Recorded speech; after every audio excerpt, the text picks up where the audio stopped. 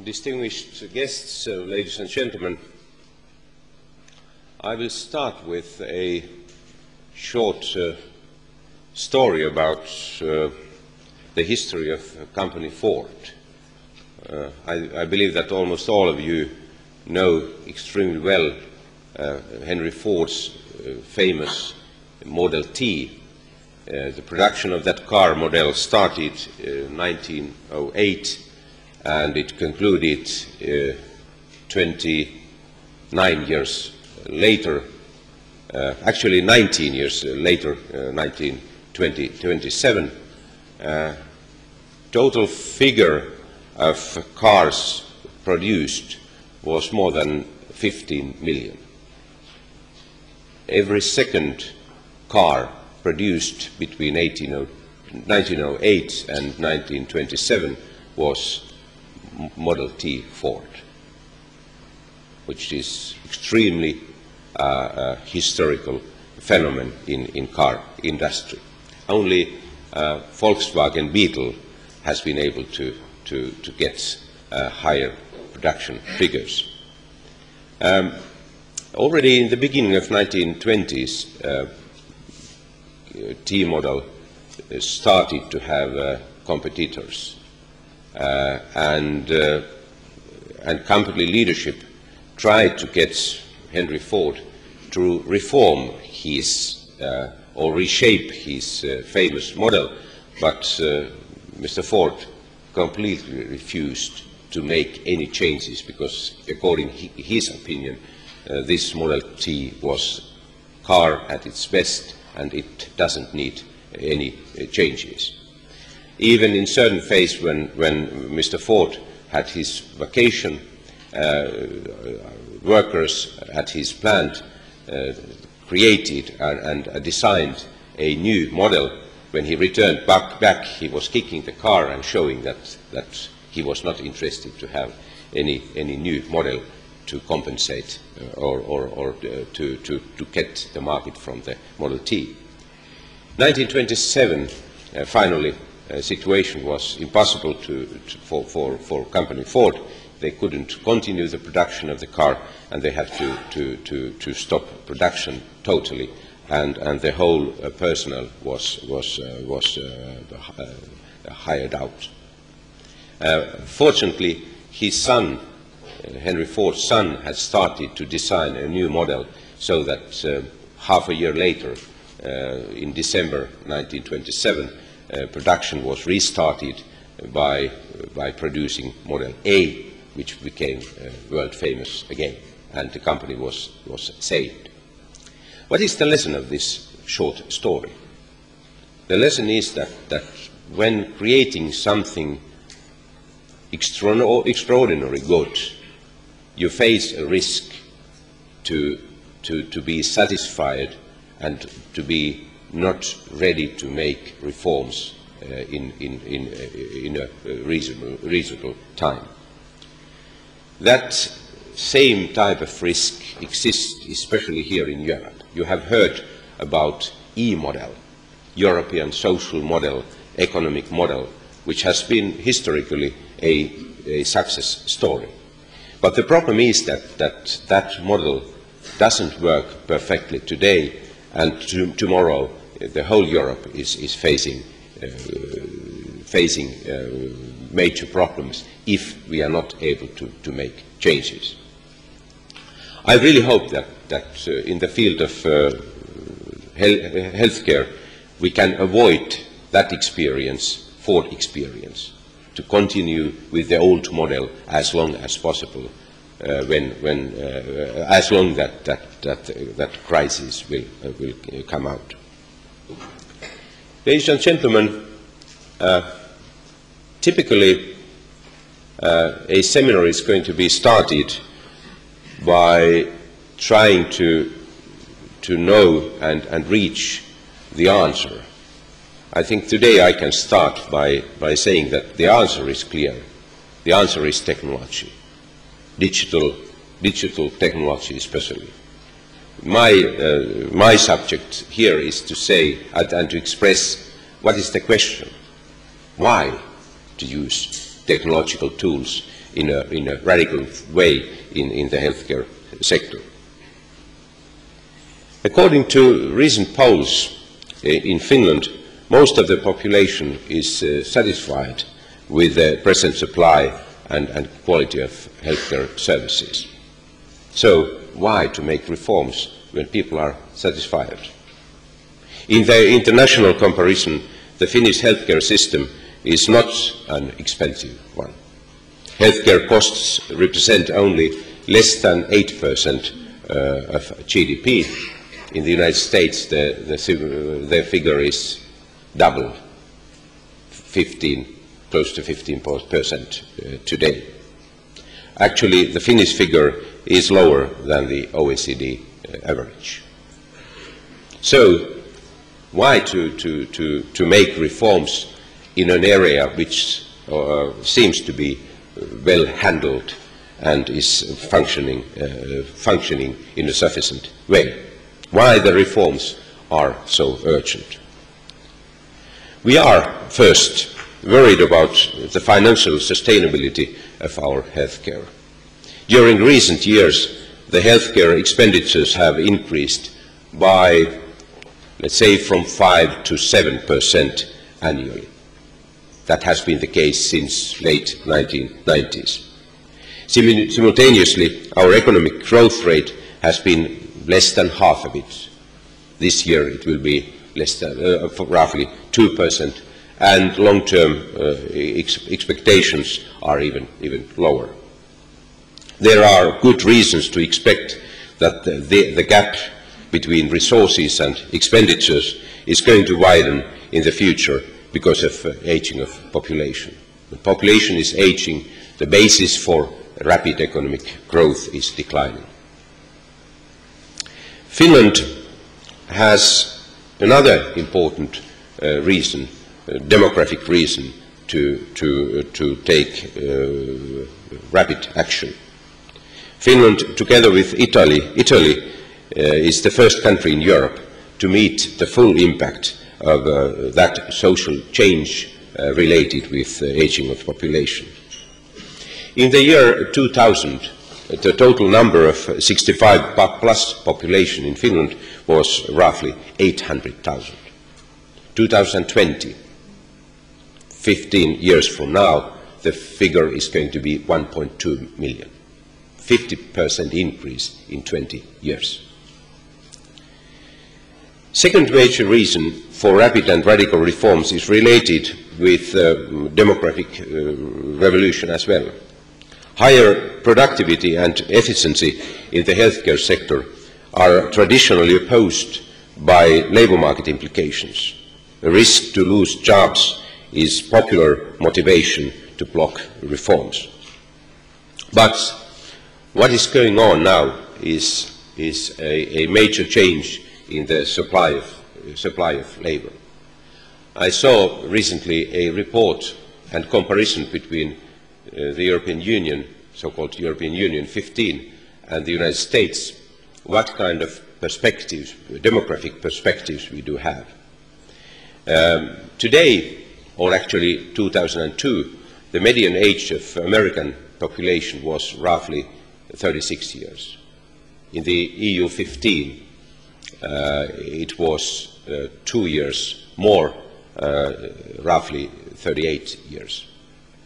2050, if the present trends will be continued, median age in the United States is going to be 36 years, about the same as it is today. But in the European Union 15, it is going to be 53 years. So 50% of the population in the European Union 15 countries in 2050 is going to be 53 years and all. Which means that the whole structure of the society is dramatically changed. So earlier it was popular to say that we cannot reform our system, we cannot increase productivity in the healthcare sector because we are losing jobs. Now we have to say we have to do these reforms to be able to save, to cut the number of jobs. because we do have shortage of labor even in that sector.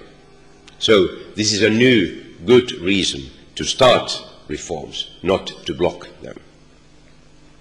I saw recently an OECD report which gives an alarming message for the Finnish decision makers.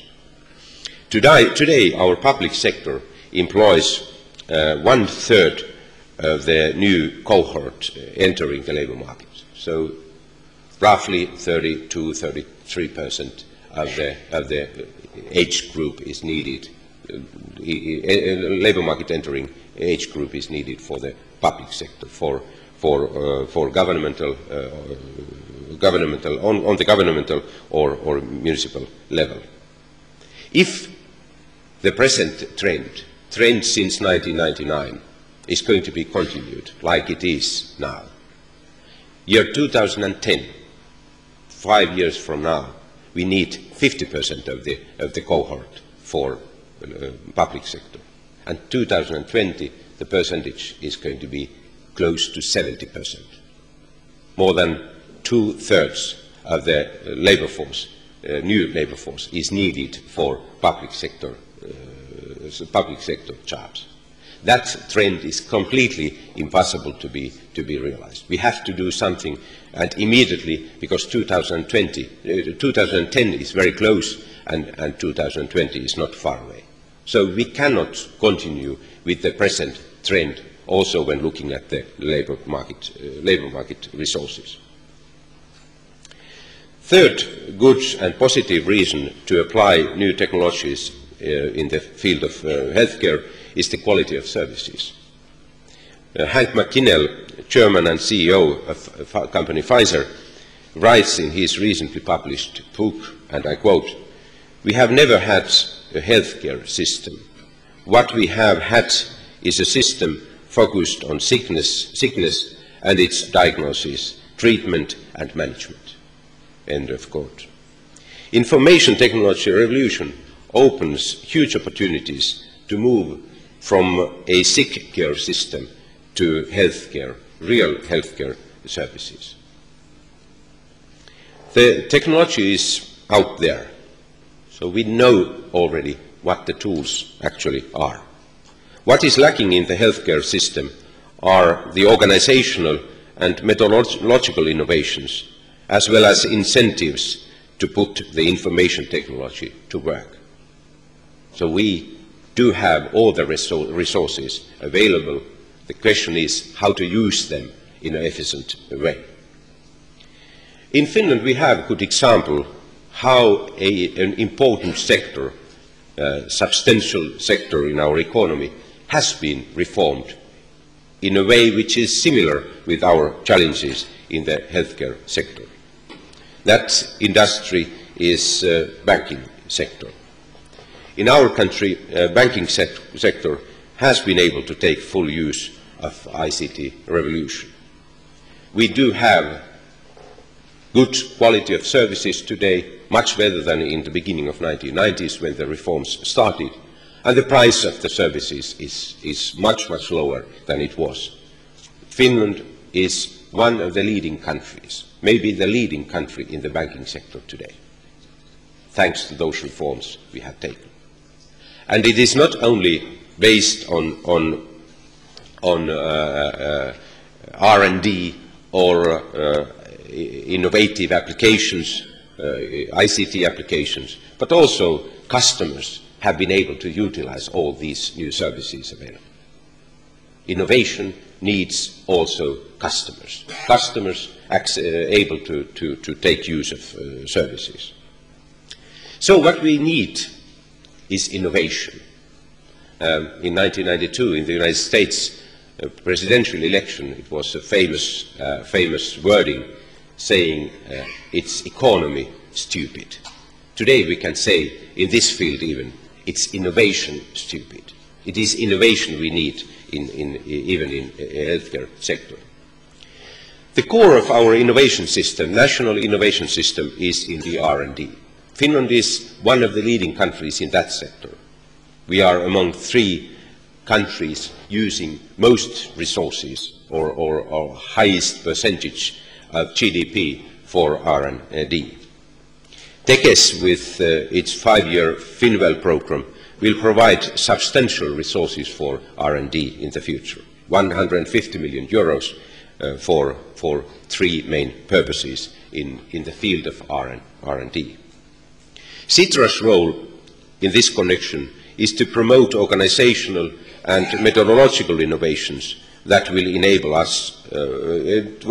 enable full use of technological resources. Our objective can probably best be defined as a synthesis of a facilitator, a think tank, and an agent for change. We want to create good cooperation among actors in this field. Our total investment in the healthcare sector will be 100 million euros during 5 years period. Ladies and gentlemen, Professor Michael Porter reported recently in Harvard Business Report that healthcare is largest and most conservative industry in the world. As an average, the industry invests only 2% of its revenues on IT, information technology, compared with 10% for other information-intensive industries. Healthcare providers are also very slow in adapting new technologies. Typically, an innovation will require over 7 years before it is in general use. There are, however, big differences between countries. In our quest to cross the healthcare digital divide, we need to look for the best practices globally. When we started Sitra's healthcare program, our estimation was that Finland has good opportunities to be exporter of our concepts and our technologies abroad. Today, we have to accept the fact that in this field, Finland is not one of the leading countries in the world. We are in a position to learn, not to try to export our ideas.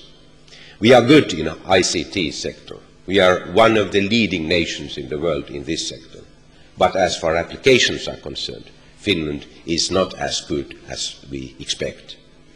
That is the reason why it is important for us to learn from the experiences of different countries, and that is the reason why we have also organized this seminar. By the way, what is opposite to innovation? It is imitation. Imitation and innovation. And we are now in Finland in a phase that we have to start with imitation. Imitation of good practices in this field, experiences in this field created in different countries. And today you have excellent opportunities to get acquainted with those most developed experiences. And that is the reason why I'm so happy that we have our foreign guests here today to present the experiences from Great Britain and the United States. Finally, Thomas Alva Edison was asked once, what is innovation, or what is genius? And I think his reply is very important to be kept in mind when starting these reforms or promoting these reforms when creating digital future for our healthcare. Mr. Edison replied, genius is 1% of inspiration and 99% of perspiration. I think it is very important to keep in mind that these good ideas, technological promises are important as such, but what we need is hard work to get these opportunities to be fully utilized. Thank you.